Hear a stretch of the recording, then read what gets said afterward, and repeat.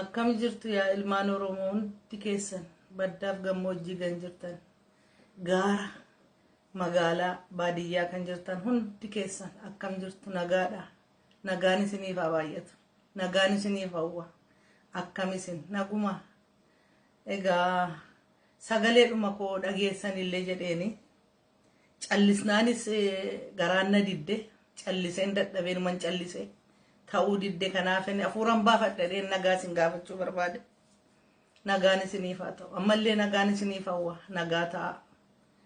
Kallaa us bishaanim kan gogorrisu dagaadha kan narra yaa'u mimmaani kan na boonsisu garaadha akkam ta'u feeraako faala maalina himtu guyyaa ta'uun dadhabeemi halkanoon baaritu guyyaa ta'uun dadhabeemi halkanoon baaritu kallaa us bishaani kan gogorrisu dagaadha kan narra yaa'u mimmaani kan na boonsisu garaadha obsee kaya garaako obsaatu annaan dhugaa yookiin kan garaake argatte tonga maddaay yookiin kan garaake argatte tonga maddaay. Akkam jirtu yaa Oromoo maaloo maaltu ta'aa jira maaltu uumamaa jira hin dhumtan yaa lammii koo waan isin fixus wallaale anaanis natti baay'atte kan kootuun jedhu Oromoon hundi dhumaa jira. Egaa maaltu mala jettu maaltu fala jettu yaa Oromoo lakki tokko ta'aati ka'aa gaaffii kana gaafadha waliinaa gaafannu. Kutaan 11 gaaffii tokko yoo gaafanne akka mo'annu beektu miti.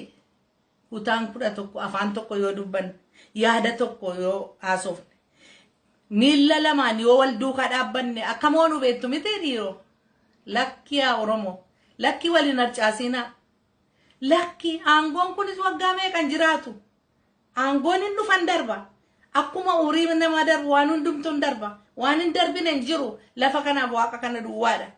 Hin darba, humni hin darba, bareenni hin darba, qabeenyi hin darba, hiyyumni hin darba, waan hin darbine hin jiru. Hin gogas, hin dhufas, hin dhumas, waan hundumtu yaa Oromoo akkasitti yaannu lakki yeroo Wallaggaa ka'u inni Harargee, inni Kibbaa, inni Bahaa, inni Jimmaa, inni Walloo hundi ka'uu qaba. Yeroo inni Baalee ka'u rakkatu inni Wallaggaa, inni Shawaa, inni Arsii, inni Harargee hundi ka'uu qaba wal duukaa. Lakki tuttuqaan kun nutti baay'atteetu ammoo utuma jennu hubamaa dhufne. Biyya eessaati namni dubartii itti dhukaasee ajjeessa dhiiroo annaan galle biyyi kun mootummaa qaba moo hin qabu? Gaaffii uummata Oromooti kun. Yoo mootummaa qaba ta'e mootummaan nama ajjeesu sirratti dhiyeessa. Namni du'u tokko calluma jedhee namni bineensi iyyuu cal jedheen du'u abbaa ajjeesu beekuu qaba. Bineensi caakkaayyuu abbaa ajjeesi abbaa faacha sana dibate abbaa irreessa sana qabate beekuu qaba. Oromoon du'ee wanti hunda caalaa immoo kan na dinqe kan rasaasaa kan ilmoo fi haadha wal biratti ajjeesan gudeedhaan hafee utuu kana dinqisiifadhu. Mana hiyyeessaa mana Oromoo lafa dhiibee bulu dhoqqee baxabbaxee bulu mana isaa irra dhaabbatanii gubanii afaan Oromoo dubbachaa qawwee baatanii irraa sirbuu dhiiroo. Eenyu gaanni kana godhe? Yoo maaltu kana godhe taatu dubbatte shaneen kana godhe mootummaa kana godhe waa'ee namaa miti nuti waa'ee Oromoo sanaati. Oromtichi sun manni isaa maaliif gubate? Maaliif du'a? Namni waan barbaadetti amanu yoo amantiis ta'e yoo kaayyoos ta'e kaayyoo barbaade hordofuu danda'a namni. Mirga kun maayinire diimokiraasiin isin diimokiraasii jettan hin ta'u kun. Kanaaf inni qawwee baatee afaan Oromoo haasa'a shanee jedhee nama tumu sun eenyudhaan mootummaan kana hin beeku hamma kana hin beeknetti mootummaan hin jiru jechuudha. Kanaaf shaneessa ta'u abbaa fedhaa ta'u nama mana Oromtichaa gubee fi nama ilmoorra haadha ajjeese sana mootummaan beekuu qaba. Kanan beeku taanaan mootummaan hin jiru. Biyyuu fa bushuu akka barbaadetti jiraatu kanan ta'u taana kun baay'ee waan gaddisiisa waan dhala namaa irratti ga'uu hin dandeenye dhabu dhugaa dubbachuudhaaf yoo ta'e inni waa'ee mana gubuu fi inni yaadhaaf ilmoo wal biratti baay'ee na gube kun kanaaf yaa Oromoo yaa qeerroo isin immoo hidhamtanii soodhumtanii maal wayya ani baay'ee kan na gubu mucaaqos dhiiga ishee dhangalaasanii buraayyuu bakka jedhamutti biyya abbaa ishee irratti lafa abbaa ishee irratti dhiigdi ishee garmalee dhangala'ee mucaa waa'ee siyaasaa hin beekne mucaa Awurooppaadhaa dhatte Awurooppaatti guddatte dhatte biyya abbaa koo jettee dhatte biyya haadha koo jettee dhatte dhiigdi ishee garmalee dhangala'ee sareetu dhiiga sareedhaa ishee dhiigdi ishee dhangala'ee kun hin jenne namni ishee gaafate hin jiru. Utuu ilmi Oromtichaa Dinquu Dayyaas hin jiraanne dhiigdi mucaa koo lafatti dhangala'ee duuti. Dhiigdi keessaa dhume jechuudha. Utuu inni hin tajaajille ta'e. Lammaffaa immoo mucaa koo isa dhiiraa kan na tajaajilu kan na gargaaraa jiru. Ammas lafa isaan qabanii buusan hin beeku. Nama qabeessa dhoksa hin beekan. Kanaaf mootummaan jiraa jechaa jira. Yoo dhuguma biyyi kun mootummaadhaan bula ta'e gadhiisaa dargaggoo hidhaatti gidirsitan kan dargaggoo naaffisaa jirtan kan dargaggoo karaatti hambisaa jirtan kan beelaan ajjeesaa jirtan dhukkubni mana hidhaa keessatti dararu kan maaloo daraa keessan fakkeenyaaf amma biyya Awurooppaa jirra nuti biyya Awurooppaa kanatti bakka nuti jirrutti bakka nuu mijaa'utti nyaanni akka nuu bitamu nyaata iddoo nuu mijaa'e akka bitan karaa wal keessa deemuun hin jiru. Namni qoba jiraata mana isaa jiraata walitti siquun hin jiru haati filmoon waliin hin jiraatan yeroo dhukkuba kanaaf mana hidhaatti ugguranii uummata Oromoo fixuun maa inni kun egaa hiikkaan isaa maalidha naaf hin galle hiikaa rabbi jedhaa hiikaa dargaggoo kana hiikaa ifa keenya boriiti nuti hin duuna bara borga nama duuna nuti geenye bakka geggeeffan utti laanna biyya kana amma fakkeenyaaf egaa Abiyyiis nama guddaa ta'e biyya bulchaa jira hedduu ambor eenyutti kennuuf maaloo yaa jarana haqa duukaa deemnu yeroof gammanna yeroof birrii kanattis gammanna yeroof mana kanattis gammanna yeroodhaaf lafa kanastu tabachamna gatiin qabu hin darba wanti hin darbine hin jiru garuu ilmaan Oromoo warri jalaa guddatan kun yeroo darbe yaani ilaalaa ture miidiyaatti barattoota Oromoo funaananii biyya Amaaraa keessa isa kaan ajjeesanii isa kaan ari'anii hedduu waan nama gaddisiisu ilaalaan ture. Maaliif duuna? Maaliif garmalee duuna biyya abbaa keenya irratti? Qe'ee namaan nanne. Egaa badiin keenya yuunivarsiitii biyya Habashaa keessatti barachuu hin qabnu jechuudha. Isa dhaquu balleessineera. Kan kanarraa hafe nuti maaliif biyya keenya irratti duuna? Maaliif biyya keenya irratti dararamna? Tokkummaan akkasii jira. Yaa Oromoo kanan isinitti himu ijoollee keessa mana hidhaatti akkasinii yaasan yoo sirni jiraate sirnaan gaafadha. Haa ba'an ijoolleen keenya. Gadhiisaa mucaa kosnaa gadhiisaa bakka dhoksitanii. Eeliyaas Tasfaayee jedhama maqaan sanaa gadhiisaa. Ijoollee isa fakkaatan dargaggoo Oromoo hunda gadhiisaa. Nun dhukkubsinaa mataa, nun maraachinaa. Maaloo daraa keessan kanuma dhaamsa dabarfadha. Amma immoo lammaffaa immoo kana dura nan yaadadha Oromoo abbaa qabeenyaa Oromoon qabu. Mulunee kaakka.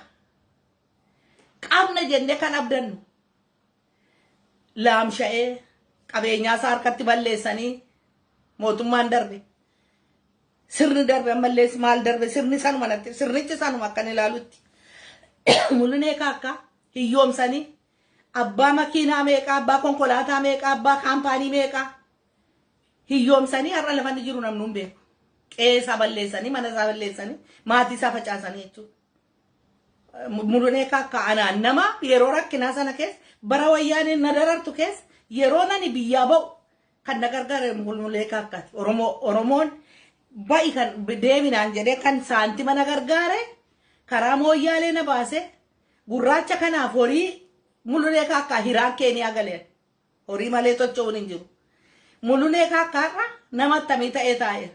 Utuu kana dinqisiifannu amma immoo tokko nuu guddate namni na wajjin bosona ture har'a guddatee deebi'ee karaa kanammoon Oromoo tajaajila karaa kanan Oromoo guddisa jedhe nama dhama'u nama sabaaf sablamni adda hin baafne nama rakkate hunda gargaaru Dinquu Dayyaasa kunoo biyyaa baasan isas maalaa taanu Oromoo Oromoo akkamatti waa'ee dinquu dayyaas callistan. Adoona dhibaa qabeenyaan Oromoo qabeenyaan dinquu qabeenyaa Oromooti.